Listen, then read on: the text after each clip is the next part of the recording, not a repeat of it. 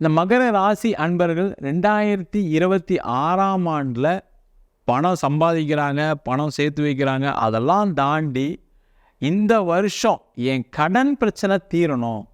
வாழ்க்கையில் மிகப்பெரிய அவமானங்களையும் கஷ்டங்களையும் கடனால் சந்தித்தவங்க இந்த மகர ராசி அன்பர்கள். அந்த பிரச்சனை தீர்ந்தாவே போதும், நிம்மதியாக கடன் இல்லாமல் கஞ்சியோ கூழோ சாப்பிட்டா போதும்.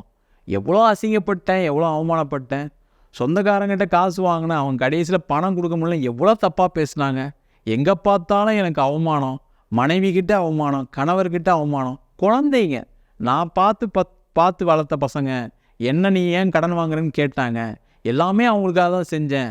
அந்த கடன் முதல்ல தீரணும் அப்படின்னு யோசிக்கக்கூடிய ஒரு முக்கியமான வருடமாக இருக்கும்.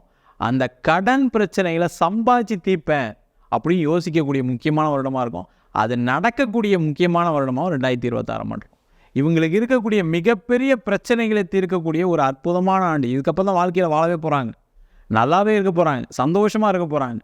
எல்லா விதமான கவலைகளையும் மறந்து சந்தோஷமாக வாழக்கூடிய ஒரு முக்கியமான வருடமாக 2026 ஆண்டு.